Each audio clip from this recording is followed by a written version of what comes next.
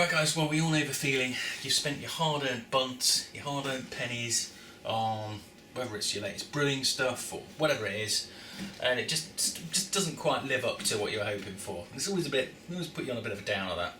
Well, today we're looking at what I think personally best things I've ever bought for brewing that have been really good value for money, should have bought years ago and would recommend to anybody who's into brewing. So let's get started.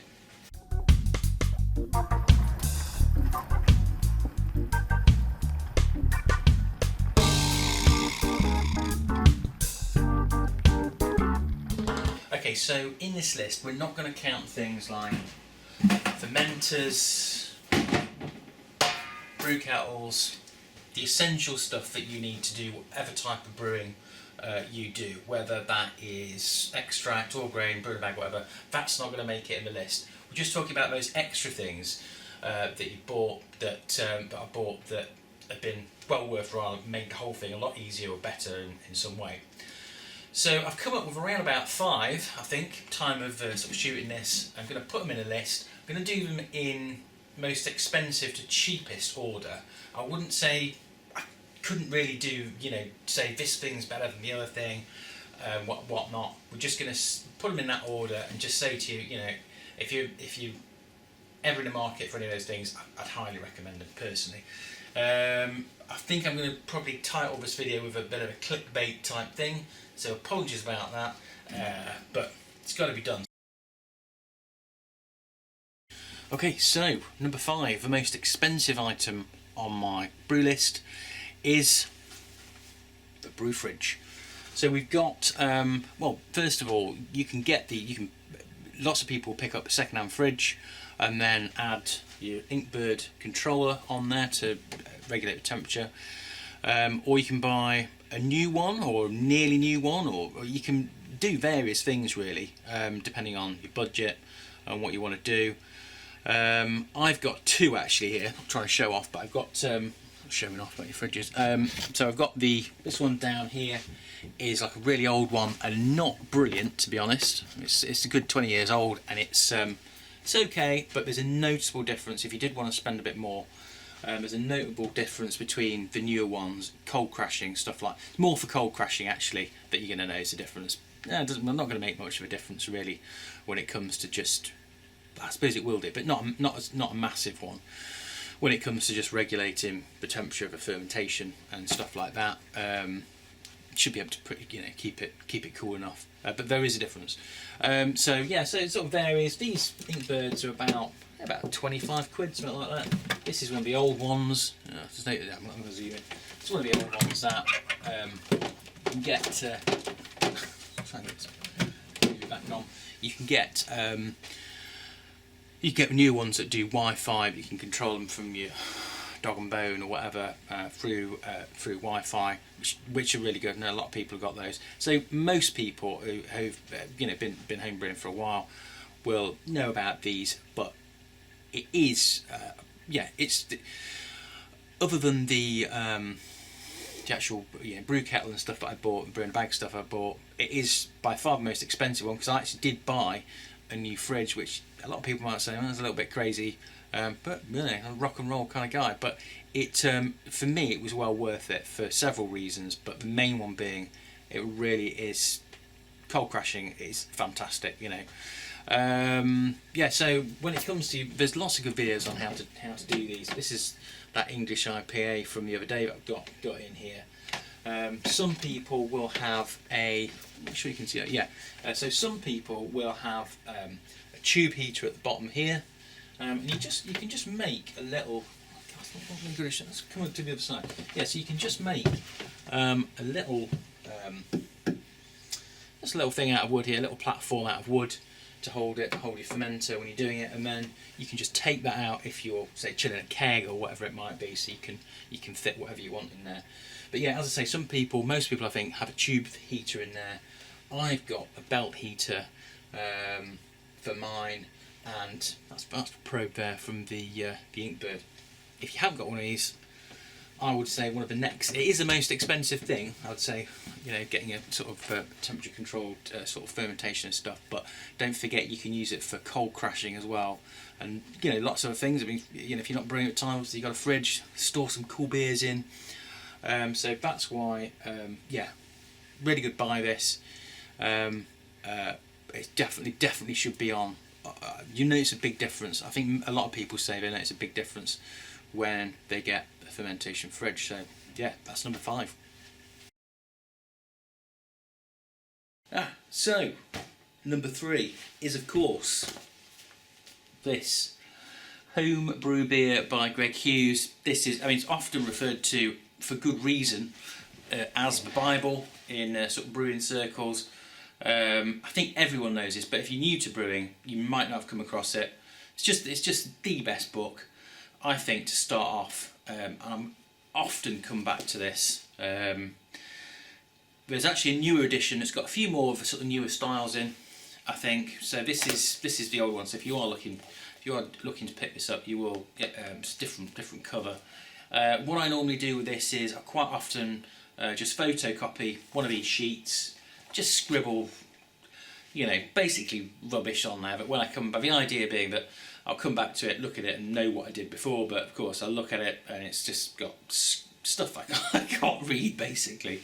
But honestly, it's the best book. If I was going to be doing it, if I was doing this list in order instead of in order of how much stuff costed, if I was doing it in order of perhaps things that I would say were my best buys, I think I'd probably put this down because it's got loads of info if you're starting brewing. But the main thing for me is the recipes. It's just a great starting point. Love it, love it, love it. If you haven't got it, get it. That's it.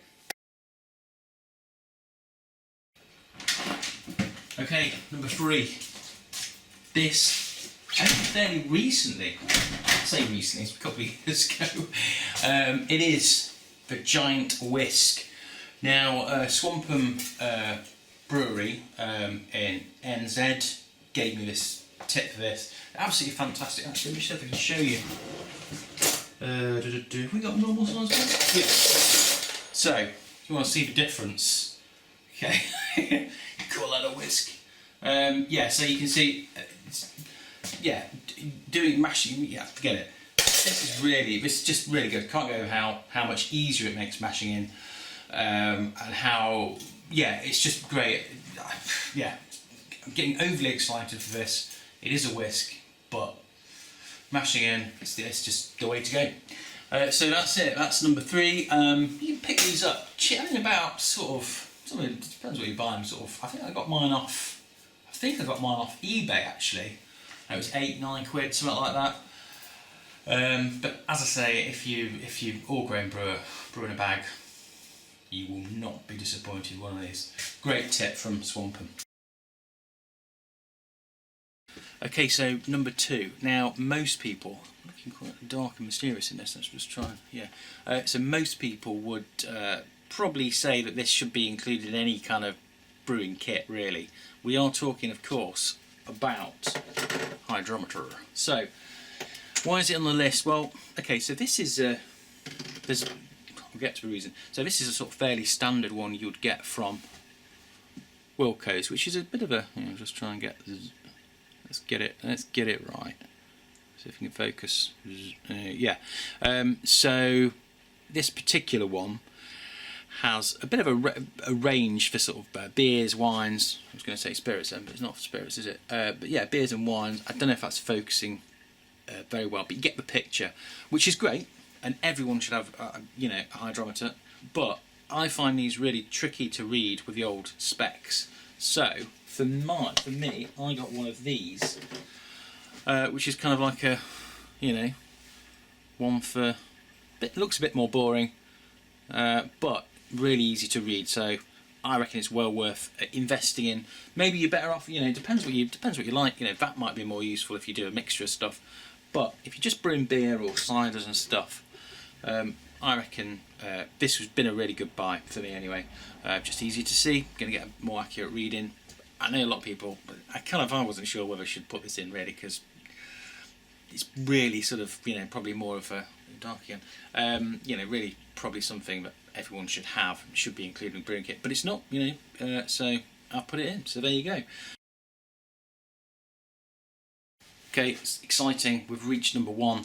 I've just realised though, I keep looking around and thinking there's actually quite a few other things that I've missed off the list. So it's probably not the most accurate of videos, but it's a start. So number 1, these are dead cheap and really good. I think I bought mine for about £3 for 2 or 3 off eBay, and we are of course looking at, let's get a new one here. But exciting, drum roll, all that sort of stuff. So I can get it out of the pack.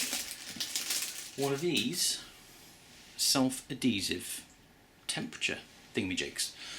Fit them on your fermenter, on kegs. I'm going to stick this one on this bad boy here. And they're just great. Now, whether a lot of people, you know, might use digital thermometers and all this sort of stuff. I've got a digital thermometer as well. All really useful, but it is dead handy to have. I suppose it's a bit of a second line of defence, isn't it? You know, having another reading which helps on these things just in case something goes wrong. So, lift it up here, stick it on. I'm going to stick it on upside down. Great start. Actually, we'll put it further down because in case we have less in the keg. So, because some of these kegs, yeah, there you go. So, tell you what, I'll show you one. I'll show you one on the fermenter. I'm sure you've all seen these things before, but I tell you what, if I'd have had these before, I made a couple of mistakes when I first started brewing again. I did some. This is probably the reason why it's at number 1 for me. I did a few kit brews. Unfortunately, my thermometer was bust. Didn't look bust. It was giving off readings, so I fermented these kits at like, I think it was over 30 degrees. I think it was like 35 degrees, something like that. I can't remember exactly, but they tasted bad. I can still taste them today. Just horrible. Just makes you shiver. Anyway, let me just show you one on the fermenter on there. I'd say to everyone, just get a load of these, stick them on fermenters, on kegs, because yeah, even if you use other kinds of things for monitoring temperature, that's fine. But it is handy just to have a very quick visual, you know, non-pluggy anything to give you an idea. So I'll just show you. Let's just what am I doing? Okay, so you might be thinking that these things aren't very accurate, but let's just take a look and see. Let's just flip that around so we can see what I'm doing. Yeah, so here we go. So we've got our keg. Now you can see, right, here you go. So with this one, depending on what colour they are, you can see here we need to read between those two. So we're looking at 17 degrees, and let's see what we see on Inkbird, 16.9 degrees. How about that? That's pretty impressive, that is. Well, it's very impressive. It's not pretty impressive. So they are really accurate. Yeah, just get yourself one. So that's the end of the list. Like I said, I've missed a few things off, as you would expect. Okay, so that's my sort of top 5 thereabouts best things I've bought for brewing. If you've got other ideas, maybe you put a comment below. It'd be great if any other brewtubers would do the same, actually, put together their list of their sort of top 5, or whatever. It doesn't have to be 5, just so happened it worked out at 5. Things that are really, I suppose that maybe when I did 5, maybe I should have done a bigger list, because there are quite a few more things. No, I'm going to stick to 5. If anybody else wants to do more, obviously just go for it. But yeah, maybe drop a comment below if there's something you reckon I've missed, or something you would recommend anybody to buy, like me or anybody else. Yeah, I think that's it. So whether you, yeah, hope you enjoyed this vid. So yeah, all right, cheers, bye.